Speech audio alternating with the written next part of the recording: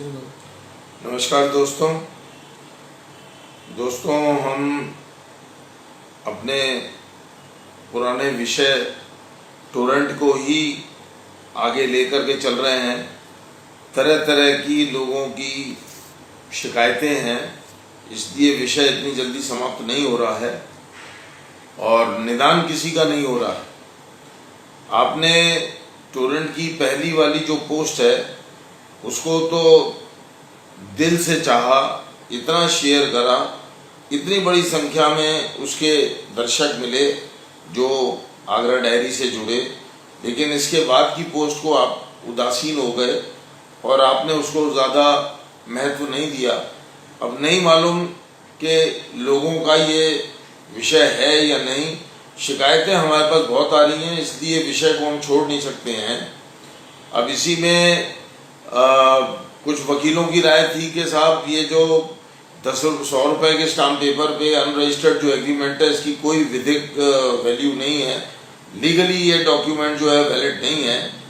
लेकिन इसके ऊपर संभवतः मैं कोई टिप्पणी नहीं कर पाऊंगा और इसको तो मैंने वकीलों के ऊपर ही छोड़ा है कि वकील ही कोर्ट के माध्यम से इसकी वैधता को चुनौती दें और लोगों को गलत तरीके का असेसमेंट और ये जो पनिशमेंट ये लगाते हैं उस पर रोकथाम हो सके।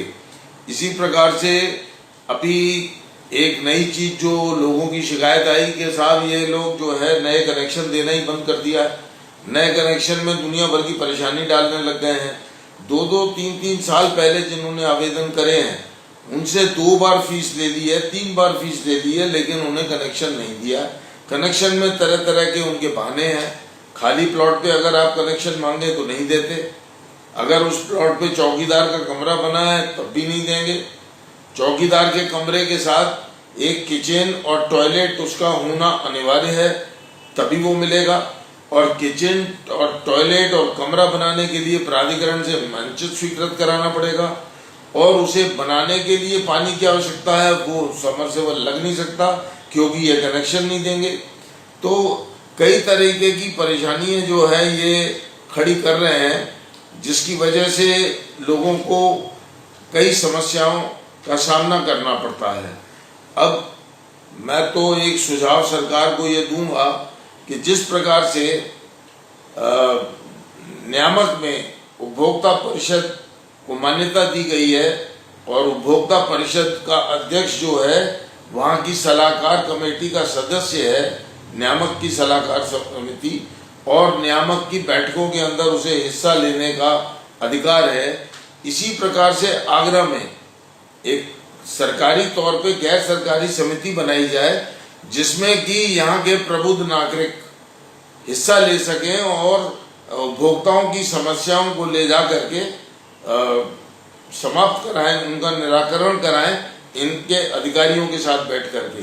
हो सकता है कई समस्याएं ऐसी हैं जो अधिकारियों के संज्ञान में भी नहीं है, लेकिन निचला स्तर उसको सही तरीके से टेकअप नहीं करता और उपभोक्ता की परेशानी बनी रहती है।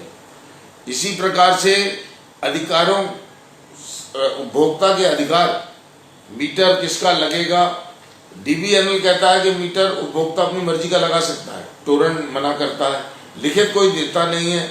इसी प्रकार से टोरेंट के मीटर की जांच उपभोक्ता अपनी किसी लैब से कराना चाहे नहीं करा सकता।